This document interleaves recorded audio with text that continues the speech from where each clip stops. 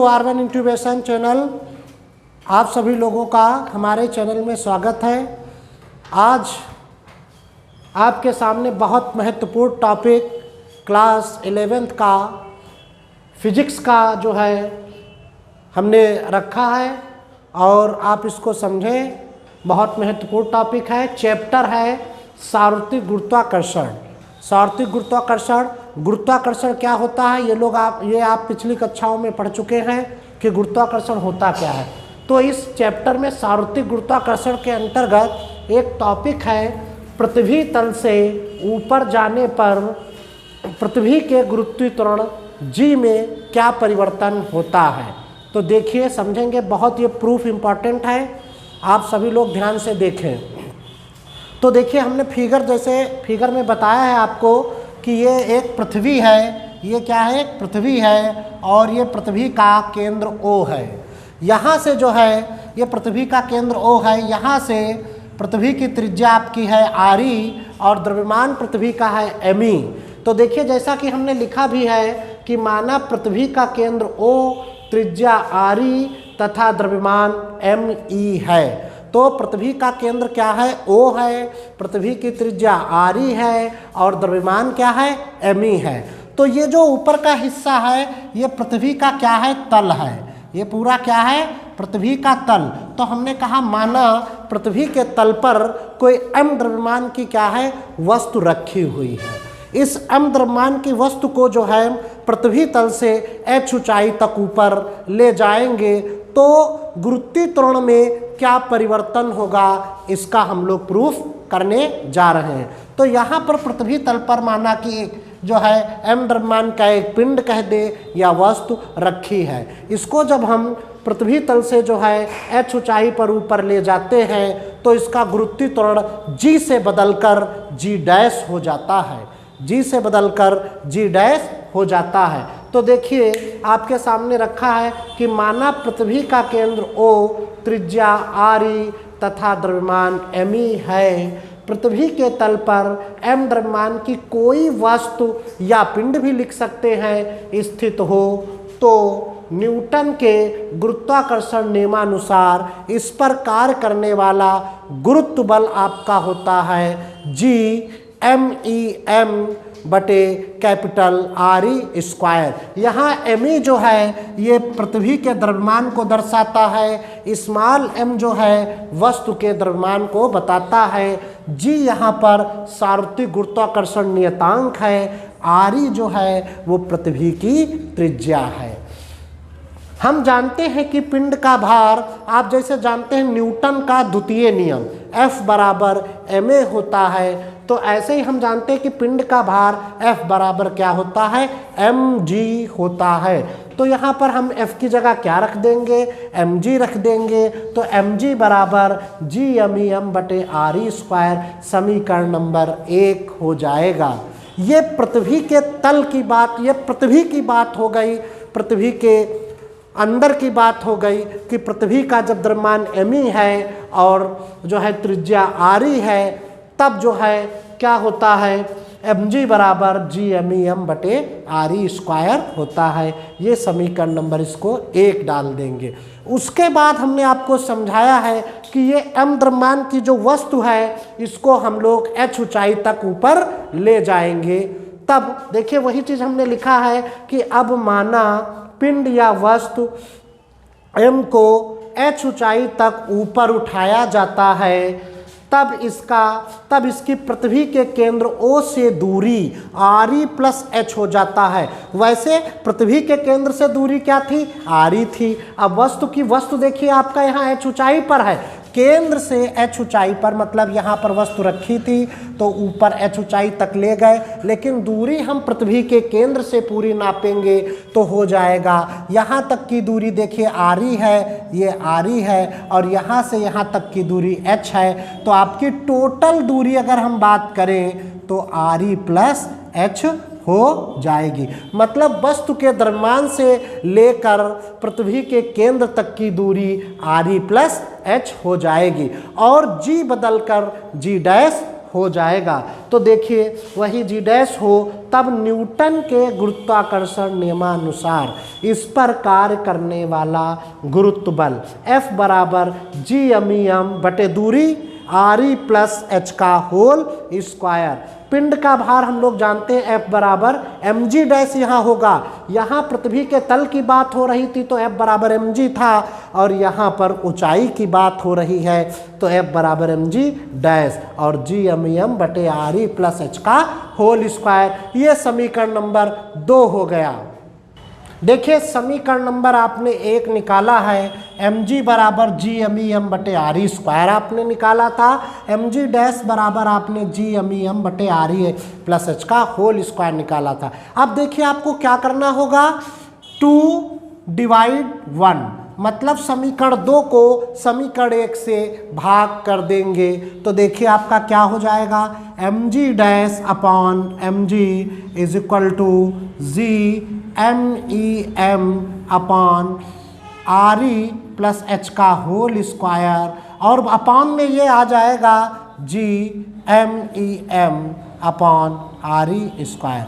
तो यहाँ पर देखिए आप m से m काट दें तो आपका आ जाएगा g dash upon g is equal to g_m upon RE plus H का होल स्क्वायर। इसको गुणे में बना ले। देखिए आपका मेन डिवाइड ये है, तो जब गुणे में बनाते हैं तो मेन डिवाइड वाला जो ऊपर वाला हिस्सा होता है वो वैसे ही रहता है और नीचे वाला हिस्सा पलट जाता है। तो गुणे में जब आप बनाएंगे तो RE square upon RE g_m RE square upon g_m आपका हो जाएगा। तो देखिए यहाँ m से m क्या हो जाएगा, आपका कैंसिल हो गया, मतलब पूरा कैंसिल आप कर दीजिए, g_m से g_m कैंसिल हो गया।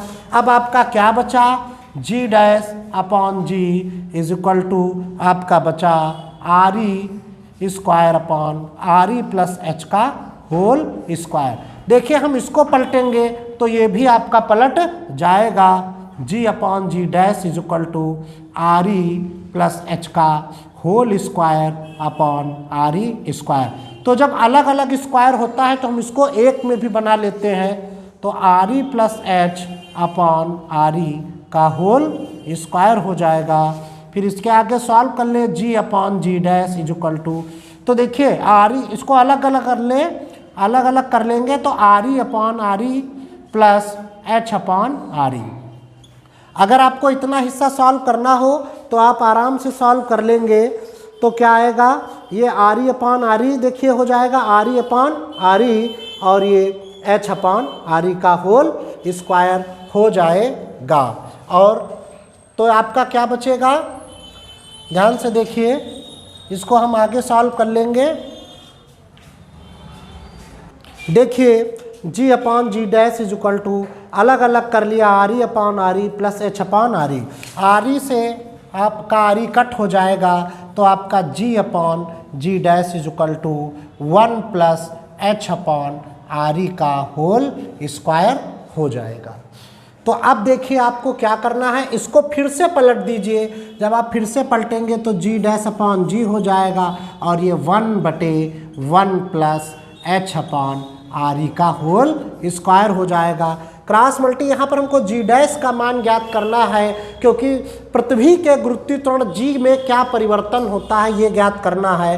तो पृथ्वी तल से जब कोई वस्तु जो है h ऊंचाई पर गई थी तो उसमें क्या परिवर्तन हुआ था, g से g डैश हो गया था, तो वही g डैश हमको ज्ञात करना। g डैश ये g 1 g आ जाएगा और ये 1 प्लस H अपॉन RE का होल स्क्वायर। तो आपका ये प्रूफ हो गया कि पृथ्वी तल से ऊपर जाने पर पृथ्वी के गुरुत्वीय त्वरण g में क्या परिवर्तन होता है। तो उसके लिए सूत्र, ये प्रश्न आ सकता है, सूत्र प्राप्त कीजिए, व्यंजक प्राप्त कीजिए, सूत्र का निगमन कीजिए। तो g dash is equal to g 1 plus H upon RE का होल स्क्वायर। देखा था कि पृथ्वी तल से ऊपर जाने पर पृथ्वी के गुरुत्वीय त्वरण g में क्या परिवर्तन हुआ था।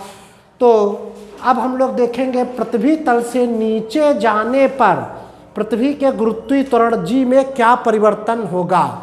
तो ये टॉपिक ध्यान से देखिए। क्या परिवर्तन होगा? देखिए हमने यहाँ पर एक पृथ्वी बनाई हुई है, ये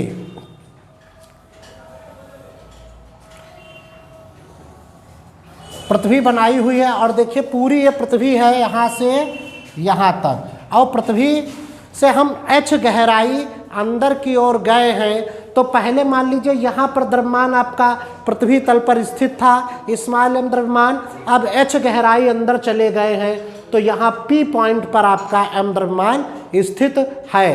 तो यहाँ से पृथ्वी के केंद्र O से पृथ्वी की त्रिज्या आपकी क्या है? r है, और जब h गहराई जब हम लोग नीचे चले जाते हैं तो उसकी ये h गहराई नीचे चले जाएंगे तो पूरी त्रिज्या में से ये h घट जाएगा, तो यहाँ से OP दूरी हो जाएगी RE माइनस h हो जाएगी, जैसा कि चित्र में हमने आपको बताया है।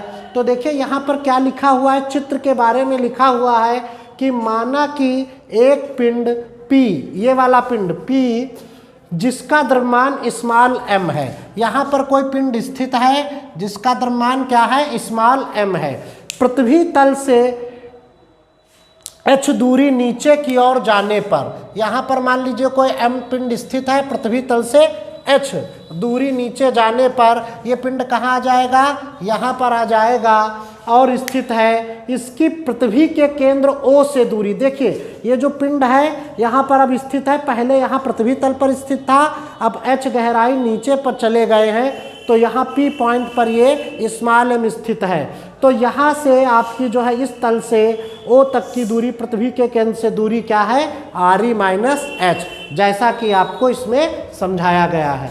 माना O को केंद्र मानकर एक गोला खींचा गया है, O को केंद्र मानकर एक क्या किया गया है? गोला खींचा गया है जिसकी त्रिज्या RE माइनस h है। जिसकी त्रिज्या आपकी क्या है? RE minus h। मतलब जब यहाँ पिंड आ गया है तो एक हमने क्या किया? गोला खींच लिया है।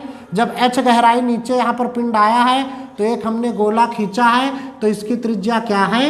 RE माइनस h है। स्पष्ट है कि पिंड भीतर वाले गोले पर स्थित है। जो पिंड है वो भीतर वाला जो हमने गोला खींचा है उस पर स्थित है, तथा यह गोला बाहरी कवच के भीतर है।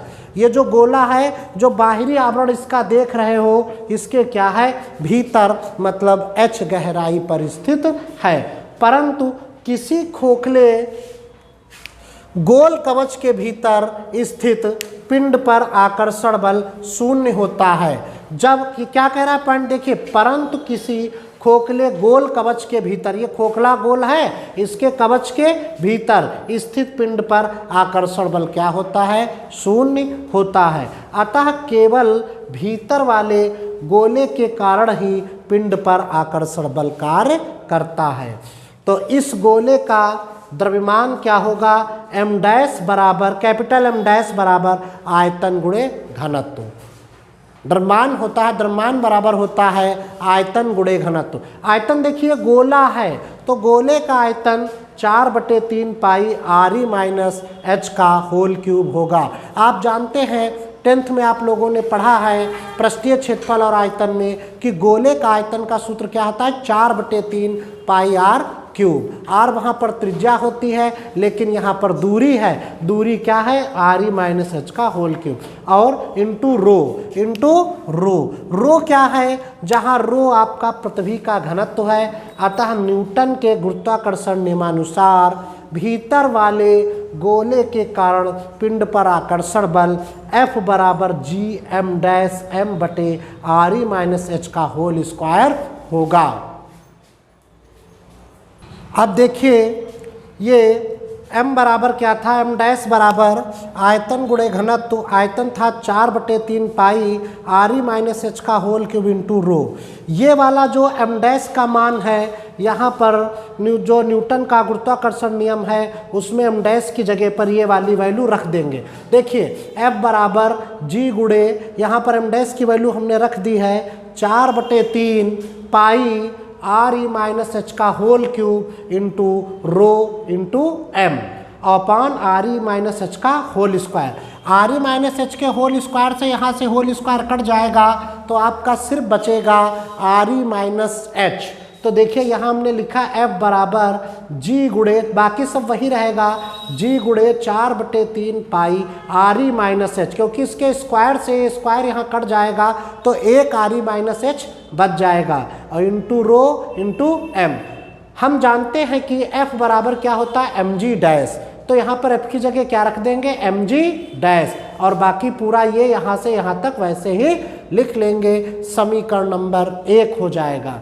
अब देखिए क्या, इसी प्रकार यदि कोई पिंड पृथ्वी तल पर हो जहाँ गुरुत्वाकर्षण g है, मान लीजिए यहाँ पर जब पिंड हो तो यहाँ पर गुरुत्वाकर्षण क्या है उसका g है, तब तो इसी प्रकार आपका क्या बन जाएगा mg बराबर g गुणे 4/3 पाई। देखिए पृथ्वी के केंद्र से पृथ्वी के तल की त्रिज्या क्या है आरी, तो आपका क्या हो जाएगा आरी रो गुणे m, समीकरण नंबर 2 हो जाएगा।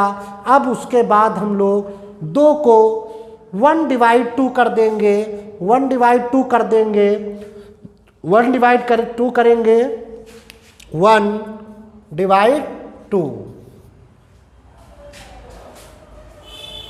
1/2 करेंगे तो आपका क्या हो जाएगा, देखिए समीकरण 1 आपका ये है, तो हो जाएगा mg dash upon mg is equal to g गुणे 4/3 pi R E minus H into rho into M, और ये देखिए 2 में क्या है g गुणे 4/3 pi R E into rho into M.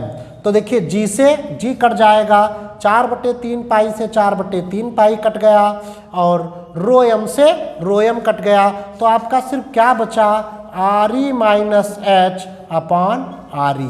तो आपने क्या, और यहाँ से m कैंसिल कर देंगे तो आपका आ जाएगा g dash upon g is equal to R E minus H upon R E. ये आया, इस g की इधर क्या हो जाएगी मल्टीप्लाई हो जाएगी, तो आपका आ जाएगा g dash is equal to g R E minus H upon R E. तो आपने क्या देखा कि पृथ्वी तल से नीचे जाने पर पृथ्वी के गुरुत्वाकर्षण g में क्या परिवर्तन होता है, इसके सूत्र का हमने निगमन किया है। आप लोग आराम से देखिए, बिना वीडियो स्किप किए हुए पूरा वीडियो देखें तो आपको बहुत अच्छा समझ में आएगा, और अगर कहीं पर कोई डाउट होता है तो आप हमसे कमेंट करके पूछ सकते हैं। और अगर आपको हमारा वीडियो अच्छा लगे तो लाइक करें, शेयर करें, और हमारे चैनल को आप लोग सब्सक्राइब कर लें ताकि आगे वाले वीडियो आपको मिलते रहें।